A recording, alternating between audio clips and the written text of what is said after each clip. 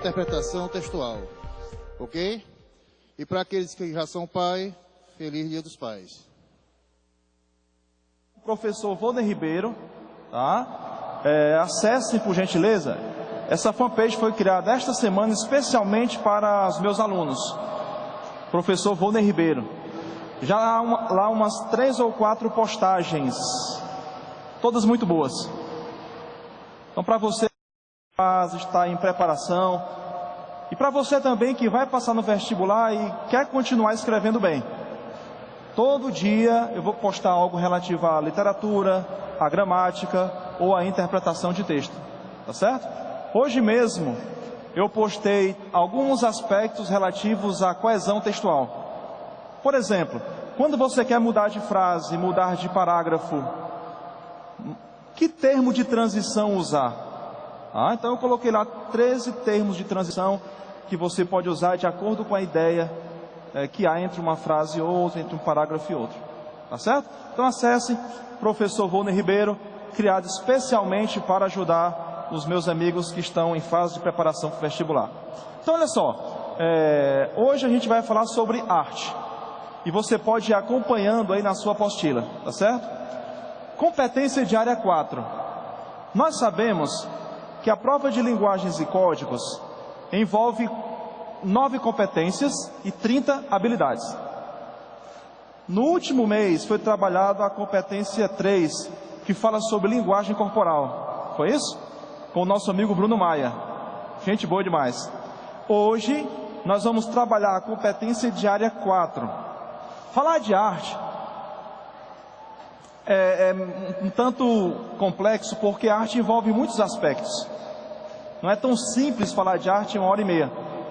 Nos slides que eu vou trazer para vocês aqui, acompanhando a sequência da sua apostila, eu tentei ser o mais prático possível, visando a prova de linguagens e código de vocês. Tá? Quando eu era criança, o que eu entendia por arte era estripulia. Não sei se vocês já ouviram isso, quando o menino está se danando, né? E a mãe diz: menino, tempo de fazer uma arte, né? Só que não é essa arte aí que a gente vai estudar. Um dia eu vi uma placa em que estava escrito Escola de Arte e pensei, deve ser a maior bagunça ali, né? De acordo com aquela ideia que minha mãe passava de arte. Olha só, acompanhe na sua apostila, por gentileza, também, tá certo? O que vai cobrar a competência de área 4? Nós lemos o seguinte: compreender a arte como saber cultural e estético, gerador de significação e integrador da organização do mundo e da própria identidade. Em linhas gerais, é isso que a competência 4 vai cobrar de vocês, tá? Eu trouxe aqui alguns pensamentos sobre arte, todos muito interessantes. Um deles de Calheiros Bonfim, em que ele diz o seguinte: a obra de arte só adquire plena utilidade quando passa ao patrimônio coletivo, ao invés de servir somente ao desfrute pessoal de seu proprietário ou criador.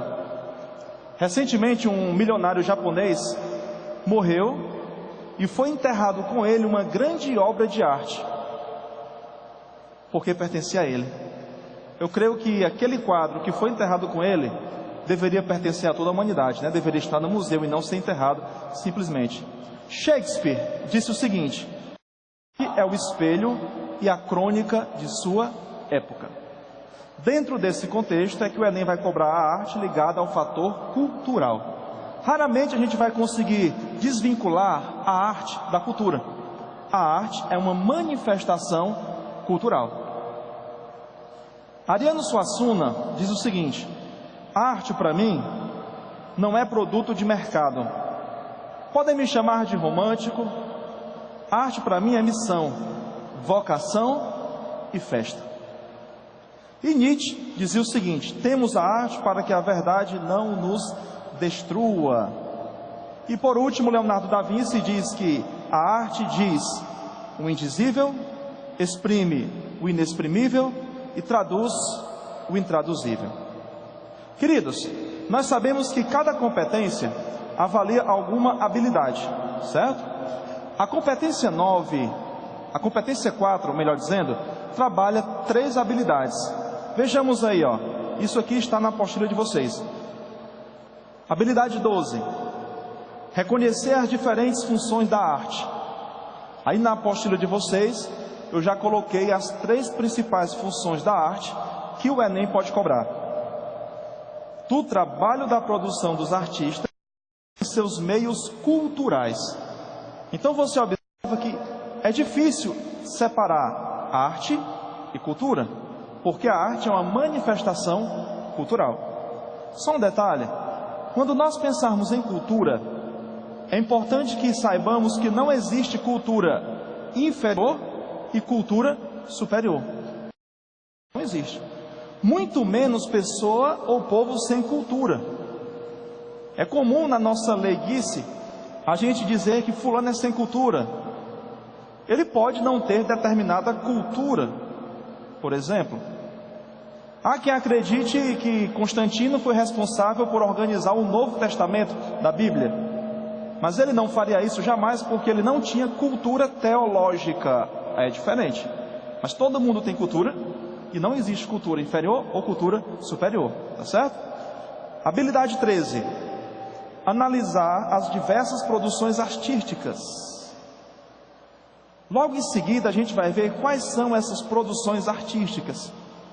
O que pode ser considerado arte? Será que uma pequena escultura que se vende no mercado central pode ser considerado arte? Sim. Será que uma música de pagode pode ser considerado arte? Sim. Como meio de explicar diferentes culturas. As produções artísticas expressam diferentes culturas e nós conseguimos identificar essas culturas devido às suas produções artísticas. Padrões de beleza que mudam de um lugar para outro, por exemplo, de uma época para outra. Houve uma época em que o padrão de beleza eram as mulheres gordinhas. Hoje o padrão de beleza midiático é a mulher esquelética. O que adianta ter dinheiro e não poder comer, né? Hoje as pessoas, quanto mais dinheiro tem, menos comem. Antigamente era o contrário, né? Há culturas na atualidade em que mulher bonita é a do pescoço grande, põe argolas. Houve culturas em que a mulher bonita era a mulher do pé pequeno, daí elas amarravam o pé para que ele não crescesse. Enfim, avaliar padrões de beleza e preconceitos.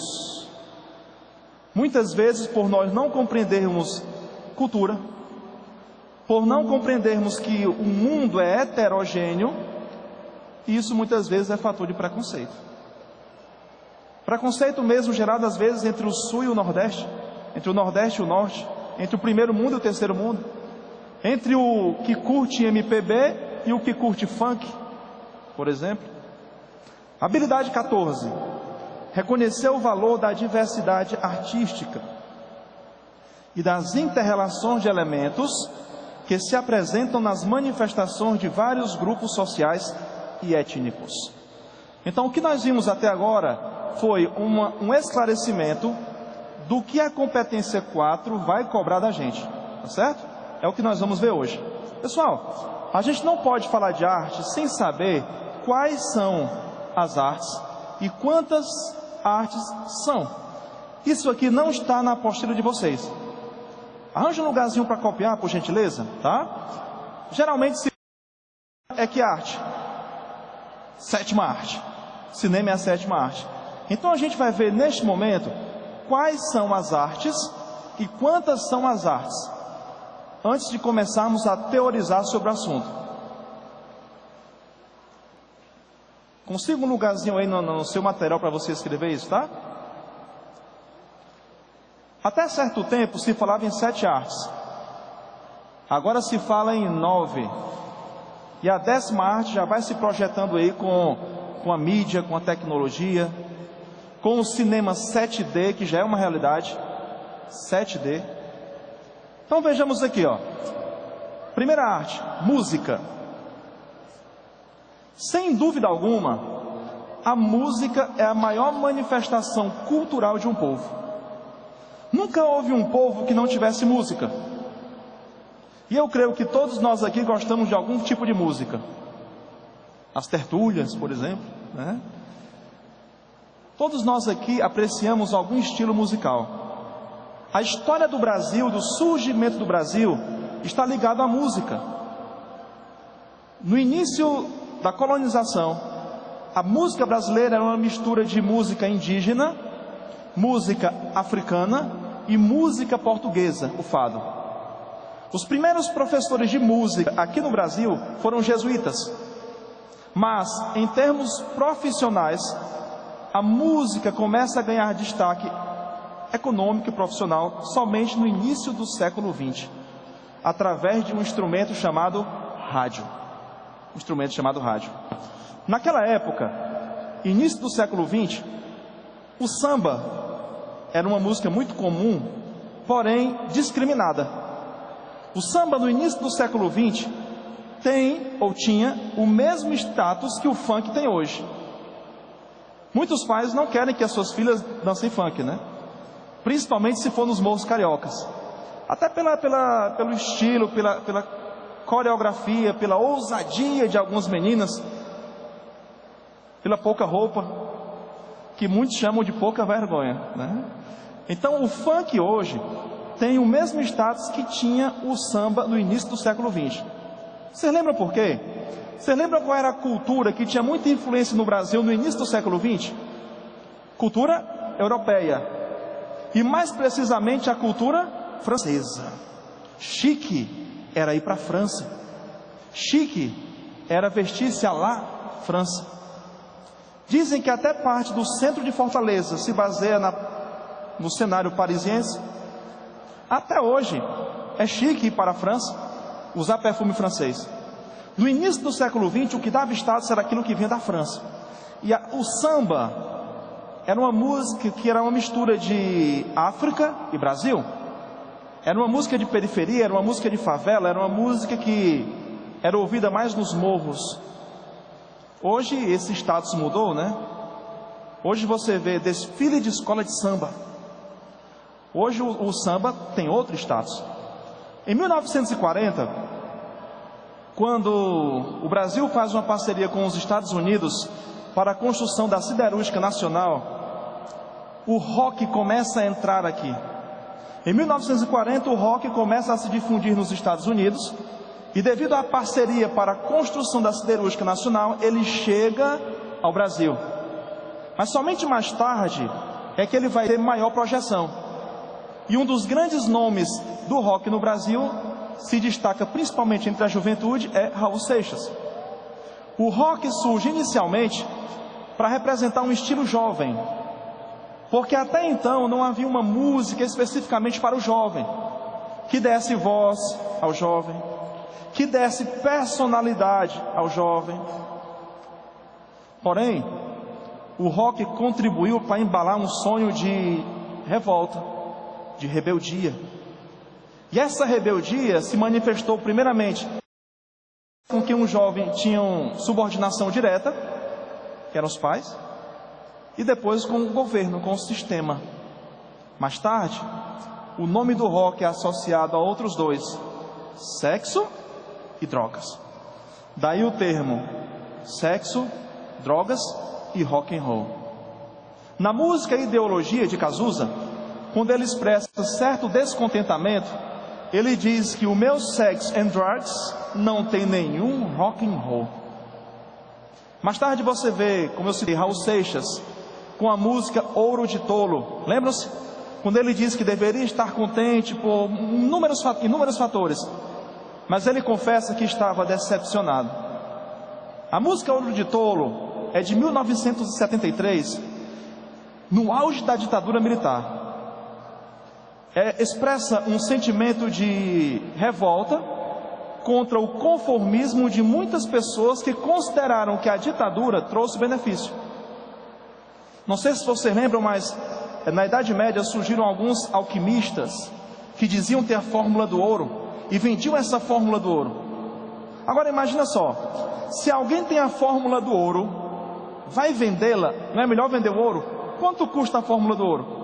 Por isso o ouro de tolo. muitas pessoas achavam estar comprando a fórmula do ouro, mas estavam sendo enganadas.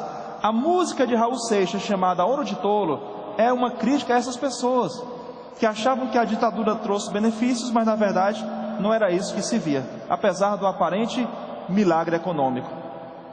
Mais tarde começam a surgir grandes bandas ligadas ao rock. Você vê os Mutantes, da qual fazia parte Rita Lee, Secos e Molhados, da qual fez parte Ney Matogrosso. Ney Matogrosso chocou na época, nos anos 70, devido ao seu estilo, quase nu, às vezes com fantasias, e a voz fina, que parecia mais uma voz de mulher. E nos anos 80 você vê aí o grande boom do rock no Brasil, com as bandas que vocês, jovens, curtem hoje: Legião Urbana, Engenheiros do Barão Vermelho, da qual fazia parte Cazuza, RPM e tantos outros. Voltando um pouquinho, nos anos 50 surge um estilo musical totalmente diferente. É a soma de samba e jazz.